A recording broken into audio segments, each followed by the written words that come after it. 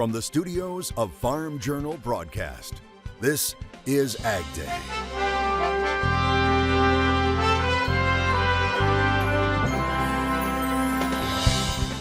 A trip to the rodeo, that's about more than riding and roping. They teach us a lot of life lessons, priorities, and what's important in this world. As renewable fuels fight to increase their bottom line numbers. Plenty of other markets are looking for biodiesel and renewable diesel. If EPA is not going to accommodate that demand. The latest push to grow the industry right now on AgDay. Good morning, I'm Clinton Griffiths. The makers of Biomass Diesel are asking the government for changes in their RFS proposal. They want an increase in renewable volume obligations. It comes at a critical time for the industry as they look ahead to possible demand growth amid calls to lessen our need for fossil fuels. AgDay's Michelle Rook talked with industry leaders about why these numbers are so critical. Michelle. Clinton, in their formal comments, Clean Fuels Alliance America is asking EPA to significantly increase the mandated amount of biomass-based diesel and biofuels over the next 3 years or only finalize the 2023 volumes. The agency's initial renewable volume obligations or blending mandates flatline volumes, keeping requirements below 3 billion gallons through 2025. The group wants EPA to increase the biomass-based diesel by 500 million gallons year over year and increase the advanced biofuels volumes by 1 billion RINs year over year as supported through the data. They say EPA is required to consider factors such as commercial development of these fuels, the positive impact on the economy, benefits for consumers, and the environmental benefits. They add that the industry is already producing above the levels outlined in EPA's proposal and has made investments to double production based on signals from the administration, including $5 billion in soy processing capacity. The Department of Energy in particular is projecting billions of gallons of renewable diesel capacity to come online in the next 3 years. And if EPA is unwilling to provide space in the market under the renewable fuel standard, then a lot of those investments may be rethought, pulled back, or the fuel will have to find other markets to go into. He says even though the industry is getting market-based signals for growth, including state low-carbon fuel standards like California, without the RFS mandate, they could get undercut by the competition. Plenty of other markets are looking for biodiesel and renewable diesel. If EPA is not going to accommodate that demand and support it with higher volumes of RVOs, then it's possible that other countries will be the recipients of the clean fuels that U.S. producers are generating. If EPA is unable to significantly raise the volumes across the 3 years, they're requesting they only finalize 2023 requirements as directed by the consent decree. Now, Clean Fuels says EPA's own data shows that more than 3.6 billion gallons of advanced biomass-based diesel was generated for the RFS program in 2022. That's an increase of more than 500 million gallons over 21. The Energy Information Administration recently projected that domestic renewable diesel capacity could more than double through 2025 to 5.9 billion gallons. All right, thanks, Michelle. African swine fever is still very much an issue around the globe right now, with Hong Kong reporting an outbreak. The World Organization for Animal Health saying it happened on a farm near the border with mainland China.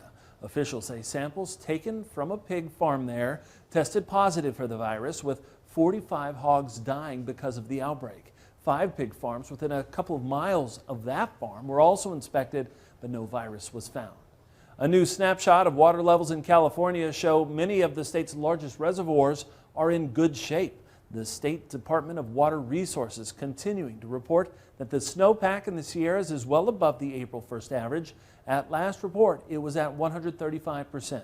The 2 largest water storage facilities in the state are Lake Shasta, which is at 58% capacity, and Lake Oroville at 68%. And while those numbers are improved, officials say the groundwater supply is still an issue, with 60% running below average. The AgDay weather team is keeping watch on southwest Texas today and concerns for possible fires breaking out. Meteorologist Andrew Whitmire joins us with the very latest.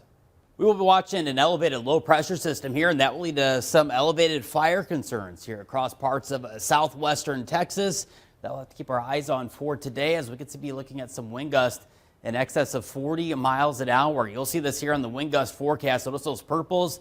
That's an indication of 40 to 50 mile an hour winds, and we're going to see that stronger wind gusts moving its way up across the northern plains, Great Lakes, and in fact, for much of the central and eastern half of the country, it's going to be a windy week ahead. Let's walk you through the radar here on this Tuesday. Starting at 7 a.m. this morning, we'll be watching again that dry line off to our west and across southwestern Texas, leading with it to elevated fire concerns. Meanwhile, a cold front associated with that low. We'll be watching some showers and thunderstorms up across the Dixie Alley, and you'll see that in the severe weather threat here for Wednesday, where we could be looking at a few tornadoes and damaging wind gusts from Dallas all the way over towards Memphis. And as we head on into Thursday, this threat slides east and north, even up across the Ohio River Valley. We'll have to watch out for some damaging winds and even pockets of heavy rain and small hail as we head right on into Thursday. And we showed you the beginning of the season and now the end. Scott Sonnenberg of Spearmint, Texas, showing us what's going on at his cotton gin and the last bale coming out of the press. He says they have been blessed beyond belief with such great producers. They say the gin produced 150,000 bales. I'll have more in your Ag Day forecast in just a few. Win the Furrow programming on Ag Day is sponsored by Xyway brand fungicides from FMC. Get season-long systemic disease protection from the inside out, from root to tassel and stalk to leaf. Go long with Xyway brand fungicides. Before planting even starts, the inoculums for in-season diseases are already likely on residue covering the soil. That includes the fungus tar spot. This relatively new plant disease continues to spread across the Corn Belt, showing up as black speckled dots on plant leaves. It has the potential to severely reduce yield. Some report losses of 20 up to 100 bushels per acre. Now, the fungus zaps plants' health, ultimately reducing ear size, kernel fill, and increasing stalk rot and lodging. Michigan field agronomists Missy and Bill Bauer, they say in 2021 it was much worse than 2022. Now take a look at this field in August of 2021. On the 20th, tar spot first started showing up. About 12 days later, you can see how plants were already dying, and by the end of September, the field is completely dead. Bauer says while many think rainfall and temperatures are a key driver, they say it's important to watch humidity. So in 2021, if we're tracking this back starting about June 20th or so, and the humidity levels are like off the top of my chart. So they're really peaking out the top of my chart through the end of June and really all the way through the month of July.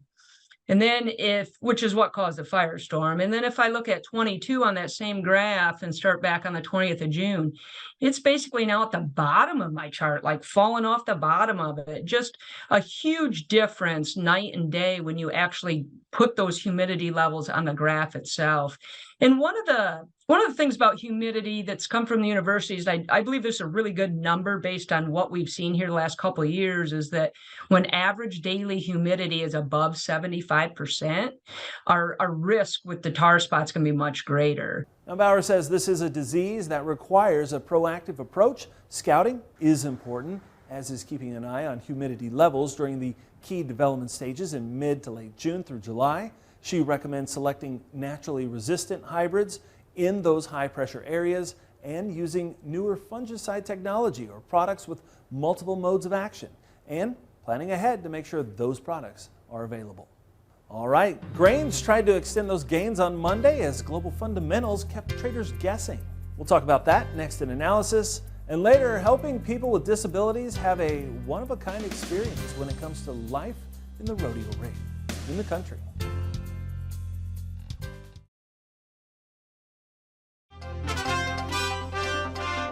Soybean meal continuing to gain ground on Monday, with March contract topping $500 per short ton, helped by ongoing concerns around weather in Argentina. Michelle Rook discusses that with John Payne in this morning's Markets Now. Well, markets were leaning higher on Monday. John Payne with HedgePoint Global Markets joining us. And soybean meal, the real star, about $500, new contract highs. How much higher do you think we have to go there, John, to get these South American production concerns worked in? Well, I think in the short run, you've got a physical squeeze going on. A lot of that's coming out of the Argentinian meal sector. They are #1 on the world export terminal stage. So they, produce a lot and then they export a lot. That's unlike the other three participants, which is China and the United States. We tend to use a lot of it ourselves. So that's hitting the market right now. Short term, the market's moved from a pretty flat, we'll call it, right around November 25th, so Thanksgiving time period before the RFS announcement. Post RFS announcement, we move close to the record highs or above it. So it's a steep curve, and I think the market's going to find a home, but it's going to take delivery. So the next 3 weeks are going to be wild in bean meal. Is that going to be enough to push soybeans back above the resistance we couldn't take out on Monday and into contract high areas, or not?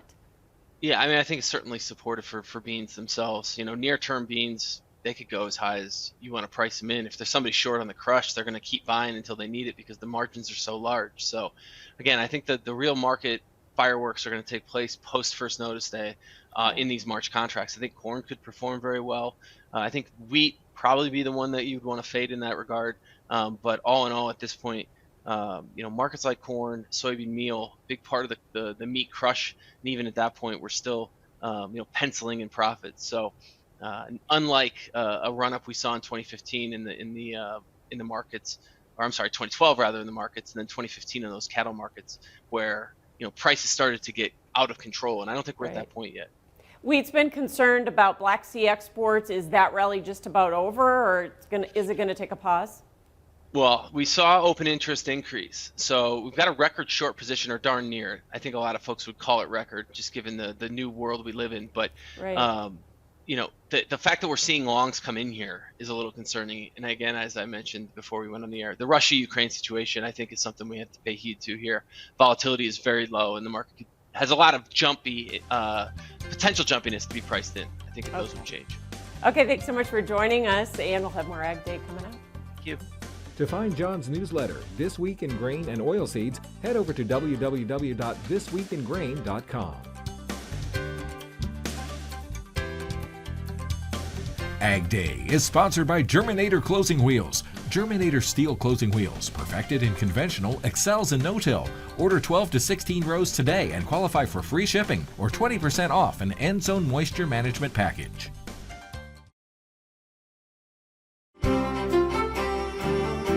Meteorologist Andrew Whitmire joining us here, taking a look at our national forecast. And Andrew, let's start with the fact that winter isn't over yet. In fact, some places are still going to see quite a bit of snow this week. Yeah, in some places the groundhog was absolutely correct here. We're still watching for some pockets of snow across the northern plains here as we go throughout the early week. Tuesday and Wednesday could be looking at some several inches of snow. Combine that with wind, that'll lead to blowing snow across parts of the northern plains, upper Midwest. But we're also watching another system as we head towards late week. And zooming on back to the south, we're going to be watching a Colorado low that will be developing here across the central part of the plains as we head throughout to Wednesday into Thursday.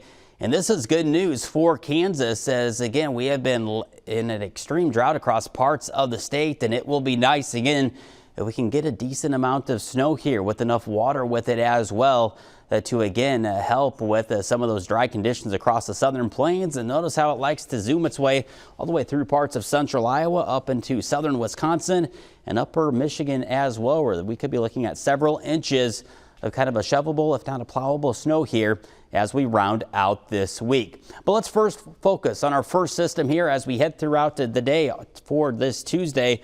We're going to be watching this cold front here, and that's going to produce scattered showers and thunderstorms across the southern plains.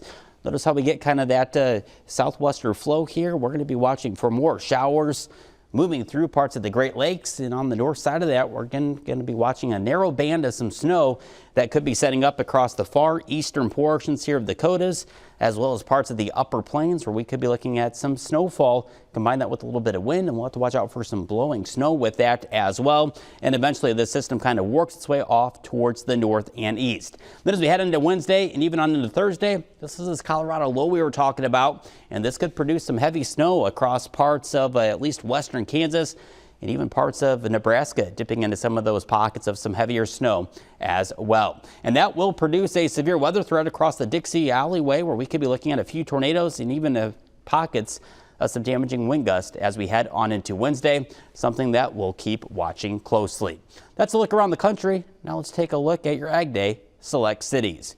Going over to Virginia, clouds increasing, high 60 degrees, low 44 degrees. Going over to Amarillo, Texas, windy, gust at times today, 40 to 60 miles per hour, high 62 degrees. Colfax, North Dakota, rain to snow, even some blowing snow. Top cheesemakers in the country are about to face the judges. Plus, last year was a good year when it came to dairy exports. How much milk being produced here is going overseas? Next. Your next piece of equipment is on machinerypete.com. Search equipment from dealerships across the country to find what you're looking for. Only on machinerypete.com.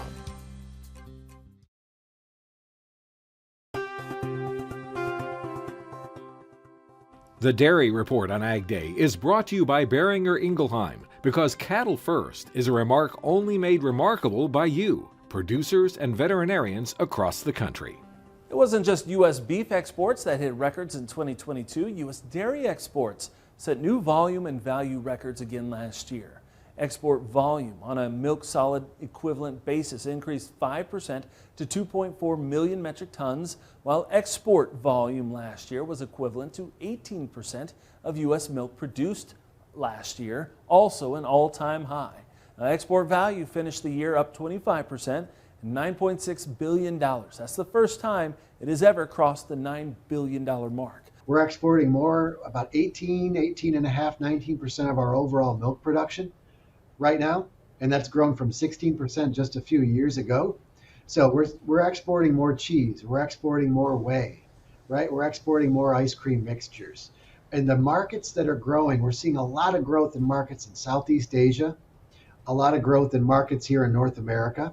So Mexico, we're exporting a little bit to Canada, not as much as we want to be, and a lot of growth in markets in Central and South America. So places where we have trade agreements, for instance, we're seeing significant growth in those marketplaces. All this despite challenges such as inflation and ongoing supply chain issues. Krista Harden, the president and CEO of the U.S. Dairy Export Council, says, quote, "If we can do it in the toughest of times, then we can continue to grow exports anytime." End quote. The top cheesemakers in the country are gearing up for a big event, the U.S. Championship Cheese Contest. Now, that event has been hosted by the Wisconsin Cheesemakers Association since 1981. It takes place every 2 years. Cheesemakers can compete in 118 different classes. Judges will evaluate more than 2,200 samples of cheese, butter, yogurt, and dry dairy ingredients. It's taking place in Green Bay, Wisconsin, next Tuesday and Wednesday, and the public is welcome to attend. Up next, a special one-of-a-kind rodeo event. See what makes Rodeo so special and the people behind it next.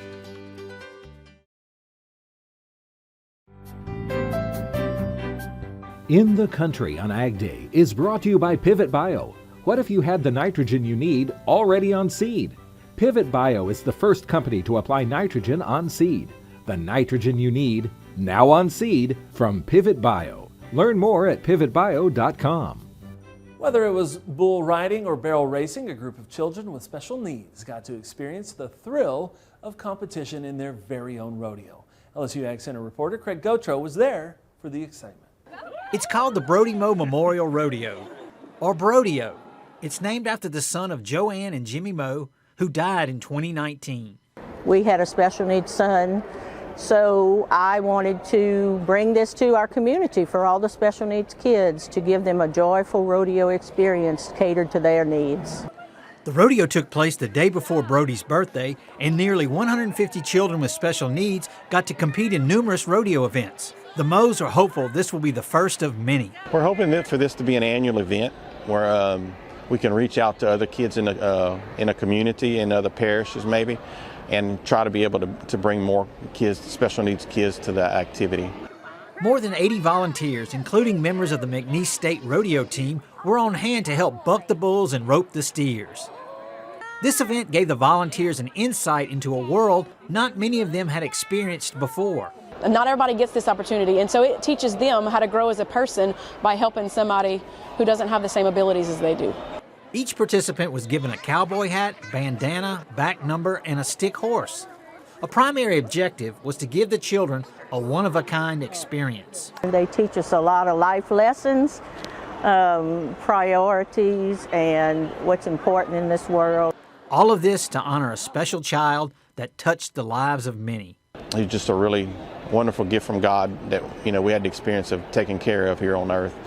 With the LSU Ag Center, this is Craig Gautreaux reporting. All right, thanks, Craig. And that's all the time we have this morning. So glad you tuned in. From all of us here at AgDay, I'm Kevin Griffiths. Have a great day.